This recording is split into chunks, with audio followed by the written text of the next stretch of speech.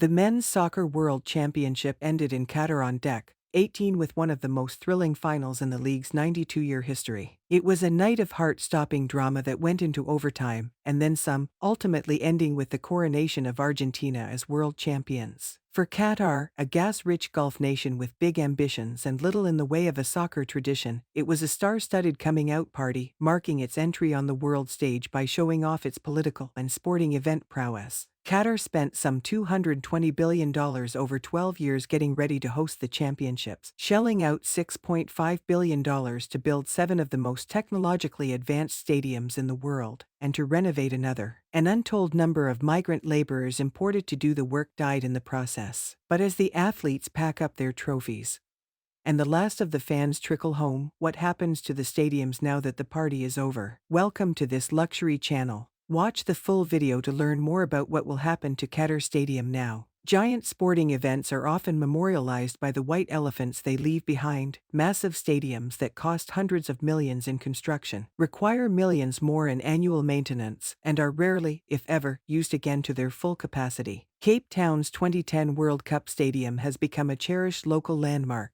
but the occasional concert and $4 a person tours are not enough to fund its constant repairs. 8 of the 12 stadiums built for Russia's 2018 World Cup, spread across a country with a population of 143 million spanning 11 time zones, are faring a bit better by hosting local soccer teams and sporting events, but none of them are likely to recoup the cost of investment. The smallest country to host the World Cup since Switzerland in 1954, Qatar now has a surplus of very expensive stadiums on its hands. The country's compact size, the farthest distance between 2 stadiums is 34 miles, was a boon for superfans eager to pack more than one game in a day, but now that the fans have all gone, it seems like overkill. The total seating capacity comes to 426,031, nearly 100,000 seats more than the entire native population of Qatar. Even with the country's 2 million migrant labor workforce factored in, there are enough seats for 1 out of every 7 residents. Nonetheless, Qatar's Supreme Committee for Delivery and Legacy, the government body in charge of organizing the World Cup, has pledged that its stadiums will not meet the same fate as those of previous tournaments, promising to implement innovative legacy plans to ensure our tournament doesn't leave any white elephants. According to a statement by the Supreme Committee's Secretary General Hassan al-Thawadi, some of the stadiums will be dismantled and recycled. Others will be downsized, and some transformed into residential and shopping destinations. But before Qatar brings out the sledgehammers, it has another party coming up, the 2023 Asian Football Cup, which will likely be held in early 2024 to spare fans and players the scalding heat of a Qatari summer. China was to be the original host, but it relinquished the rights earlier this year in order to pursue its zero-COVID policy. Qatar will also host the 2030 Asian Games, and is bidding for the 2036 Olympic Games, which will be awarded in 2025. If successful, the Olympic bid could see some of the stadiums remodeled to suit different sports demands. One stadium, at least, won't make it that far. Ras Abu Aboud Stadium 974, which is made up of 974 recycled shipping containers, will be completely dismantled and shipped to a still yet to be decided upon country in need of a second-hand sports stadium.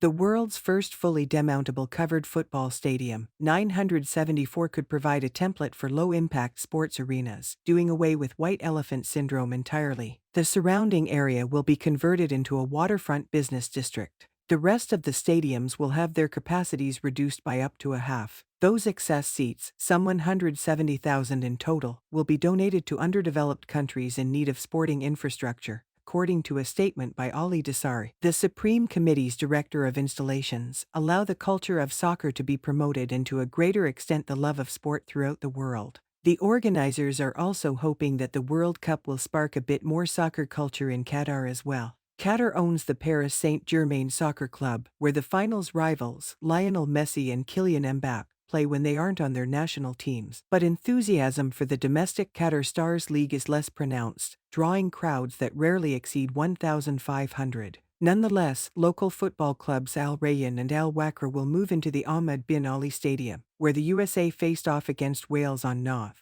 21, and the Zaha Hadid-designed Al Janoub Stadium, respectively. Not surprisingly, the Education City Stadium, which is where most of Qatar's universities and research facilities are located, will serve students and faculty from 9 different universities, and 11 schools. The top tier of the tent like Al Bayat Stadium, which hosted the opening match on Noh 20 as well as the US England game on Noh 25, will be removed and converted into a 5-star hotel and shopping center. A sports medicine hospital is planned for the pitch-side lower levels as well. Al Thumama Stadium will get a similar treatment, refurbished with a sports clinic and hotel, while continuing to host as of yet still unspecified sporting events. Lusail City's Faberge Egava Stadium will be completely transformed into a community hub and residential area, home to shops, schools, cafes, and medical clinics. The upper tier, with views over the spires and construction cranes of Qatar's nascent architectural wonderland, will be turned into outdoor terraces for the venue's new residents. Khalifa International Stadium, which was built by Qatar's former Emir, Sheikh Khalifa ibn Hamad Al Thani in 1976 as an independence gift for his people, is the only stadium that will be left as is, ready to host matches and big tournaments as Qatar doubles down on its ambition to become an international sporting destination.